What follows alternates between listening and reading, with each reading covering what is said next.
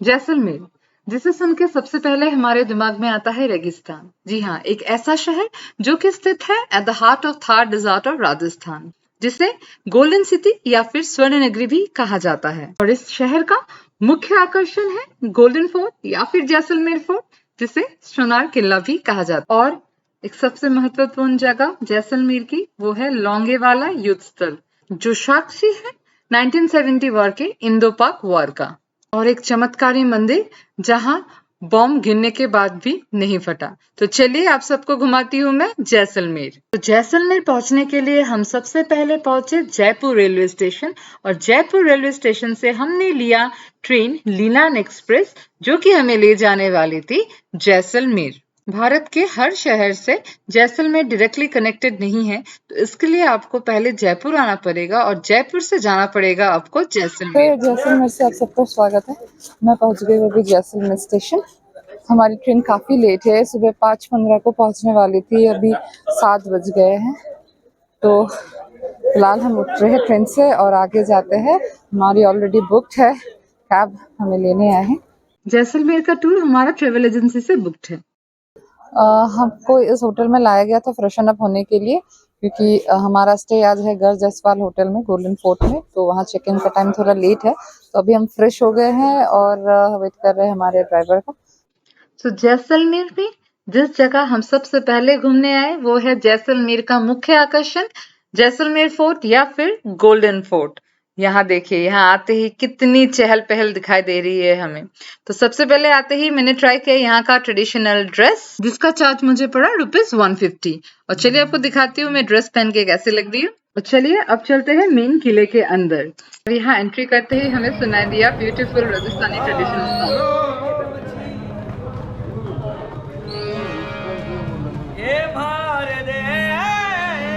इस फोर्ट के 4 गेट है। पहला अखीप्रोल, दूसरा सूरजपोल, तीसरा गणेश पोल और चौथा है हवा प्रोल।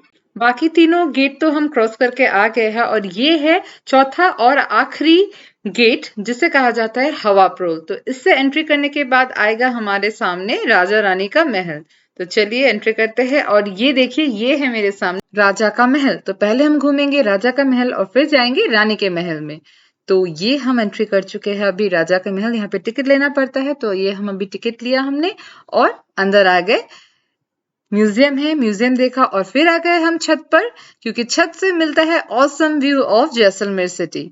और राजा का महल देखने के बाद हम आ गए रानी के महल में। यहाँ से भी छत से जैसलमेर सिटी का बहुत ही खूबसूरत व्यू दिखता है। देखिए दोस्तों, मैंने आपको बताया था आज हमारा स्टे यहीं पे है गोल्डन फोर्ट पे। चलिए दोस्तों, मैं आपको अपना होटल का जरा व्यू दिखाती हूँ। दोस्तों, आज हम रुकने वाले हैं गर जैसल होटल में, जो कि है गोल्डन फोर्ट में ही। और ये है हमारा रूम जहां आज हम रुकने वाले हैं, और हमारे रूम का नाम है सनराइजिंग। काफी इंटरेस्टिंग है ना दोस्तों, यहाँ पे रूम्स के जो नंबर नहीं है बल्कि नाम है। और ये देखिए यहाँ का बाथरूम कितना बड़ा और कितना खूबसूरत है। और सबसे अच्छी बात तो ये है, ये पूरा जो होटल है वो फोर्ट में है, और ये पूरा फोर्ट सैंडस्टोन से बना हुआ है। तो हमारा रूम जो है, बाथरूम जो है, everything is made of sandstone.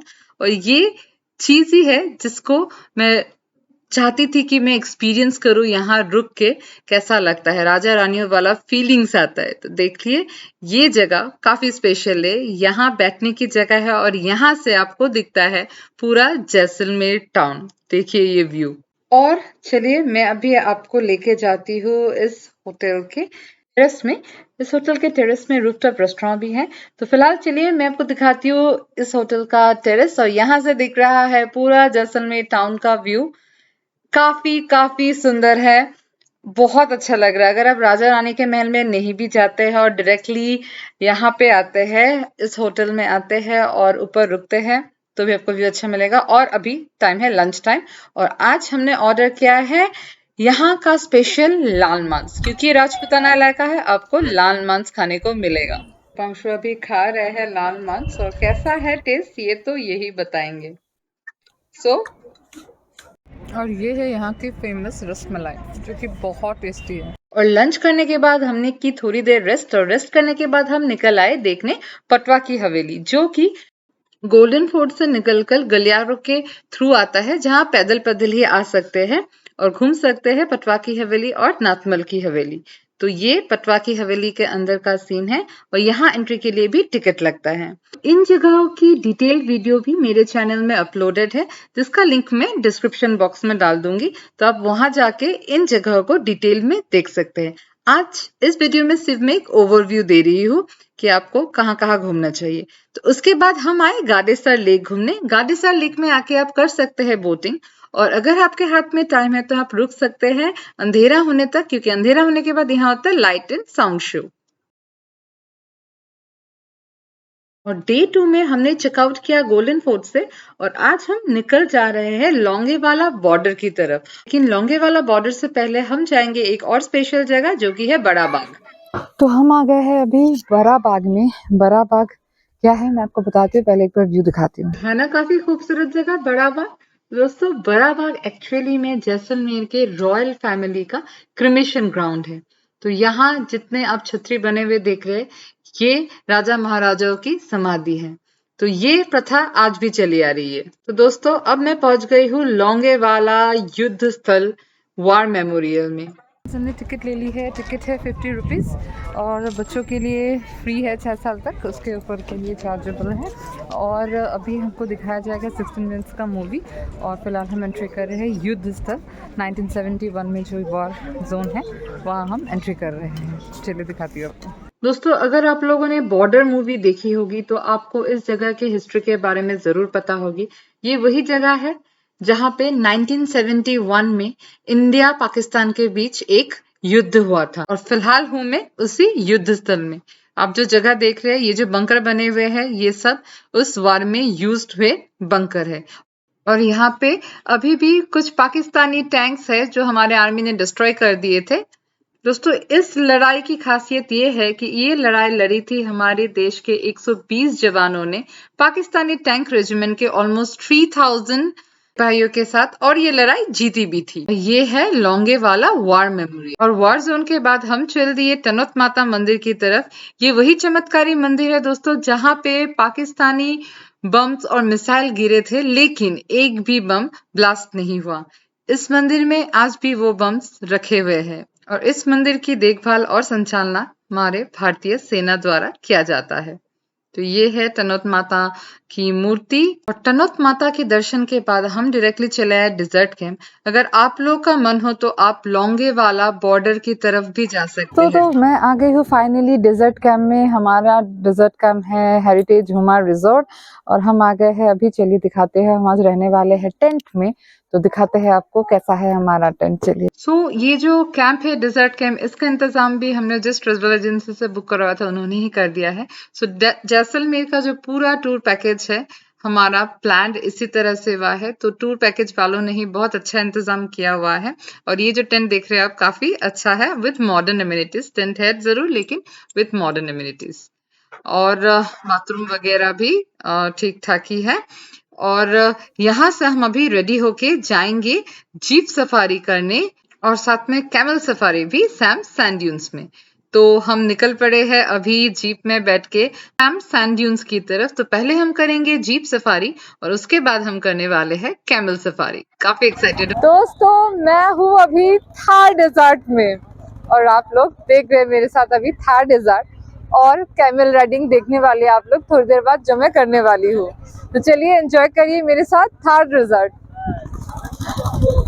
Jeep safari का ही हमें अलग ही मजा आया, काफी एडवेंचरस है क्योंकि सैंड ड्यून्स है। तो जीप देखिए किस तरह नाचते हुए जा रहा है।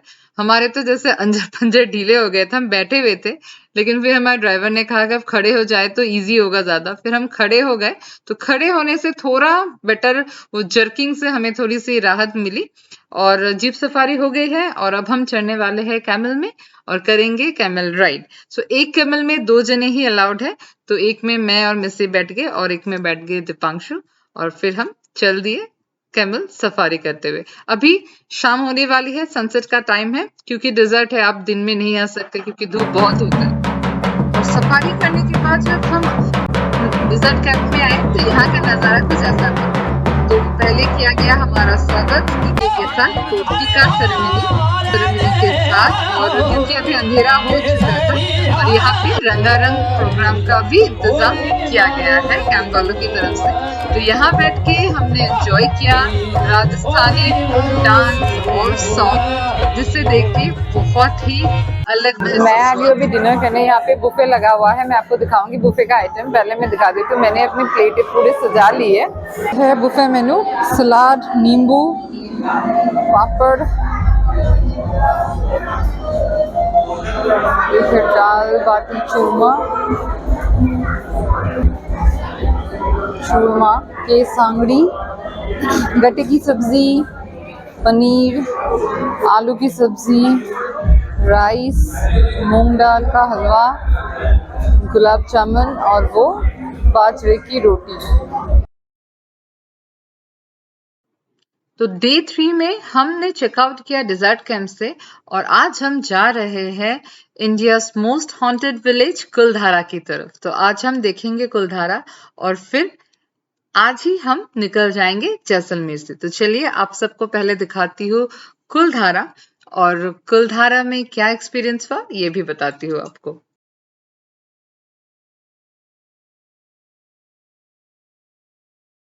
वैसे तो कुलधारा फेमस है एज हॉन्टेड विलेज, क्योंकि यहाँ के जो लोग हैं इस गांव को छोड़ के रातों रात चले गए थे। क्या कारण था वो मैं आपको धीरे धीरे बताती हूँ, लेकिन फिलहाल तो दिन है और यहाँ पे बहुत सारे लोग भी हैं, तो इसलिए उतना डर तो नहीं लग रहा, लेकिन फिर भी थोड़ा अजीब तो लग रहा है इस जगह को देख के। खंडर बना हुआ है, इतना बड़ा विलेज है, लेकिन कोई इंसान यहाँ पे नहीं रहता। सब अपने घर बार छोड़ के इस तरह से चले गए हैं, तो थोड़ा आश्चर्यजनक तो है। और ये जगह को घूम के भी आपको कुछ अलग ही महसूस होगा। रात में आएंगे तो शायद और भी ज्यादा डेंजरस फील होने वाला है, लेकिन रात में अलाउड नहीं है। तो फिलहाल हम दिन में ही घूम के देखते हैं और जानते हैं यहाँ की रहस्य कुलधारा विलेज।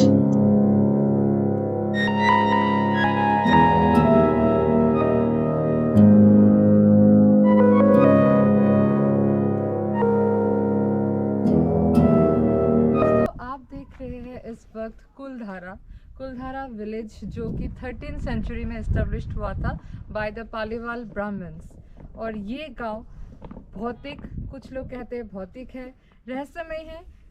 सही ठिकाना अभी भी नहीं है कि क्यों ये रातों रात खाली हो गया। इस गांव के सारे लोग रातों रात ही गायब हो गए थे, अपना घर बार सब छोड़ के।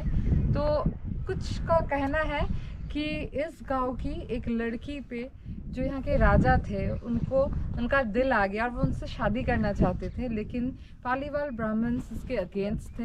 वो राजा को अपनी बेटी नहीं देना चाहते थे और अपनी बेटी को वो बचाने के लिए रातों रात ही गांव छोड़ के सब चले गए। तो ये रहस्य हमें इतना ही पता चला है, अगर कुछ और है तो वो एग्जैक्टली पता नहीं, लेकिन यहाँ की मान्यताओं के हिसाब से यही कारण है कि ये गांव अबंडन है। कुलधारा पूरा गांव आप देख रहे हैं, अभी तो रूइंस बन चुका है। कुछ पोर्शन गवर्नमेंट ने आगे रिस्टोर किया है, लेकिन जो ओरिजिनल गांव है ये देखिए मेरे पीछे आप देख रहे हैं। मैं आपको आगे भी दिखाऊंगी कि ऐसे टूट गए हैं, सब ऐसे ही छोड़ छाड़ के पूरा गांव खाली हो गया है दोस्तों। और क्यों इसको श्रापित कहा जाता है, रियल रीज़न तो उनको ही पता होगा कि वो क्यों छोड़ के चले गए, लेकिन ये सच में बहुत स्ट्रेंज है और रहस्यजनक है कि रातों रात एक पूरा गांव खाली हो गया।